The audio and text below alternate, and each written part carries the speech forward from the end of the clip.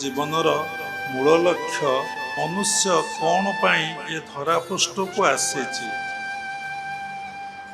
ଆମେ ଏଠାକୁ ଆସିଛେ, ଏଠାରେ ଆମର ନିଶ୍ଚିନ୍ତ ଭାବରେ ମୃତ୍ୟୁ ହେବ। ଯିଏ ଜନ୍ମ ହୋଇଛି ସେ ଦିନେ ମରିବ।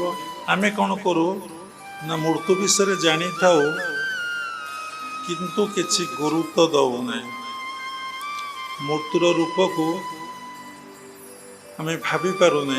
ଏ ସଂସାରରେ ମରିବା ପାଇଁ କେହି ଭଲ ପାଆନ୍ତିନି, ସମସ୍ତେ ଏଠାରେ ରହିବା ପାଇଁ ଇଚ୍ଛା କରନ୍ତି। ମନୁଷ୍ୟର ଦୁଃଖ ପଡ଼ିଲେ, ଯନ୍ତ୍ରଣା ପଡ଼ିଲେ, କଷ୍ଟ ହେଲେ ସେ କହେ, ପ୍ରଭୁ ମୁଁ କେମିତି ଏଠାରୁ ଚାଲିଯାଆନ୍ତି କି।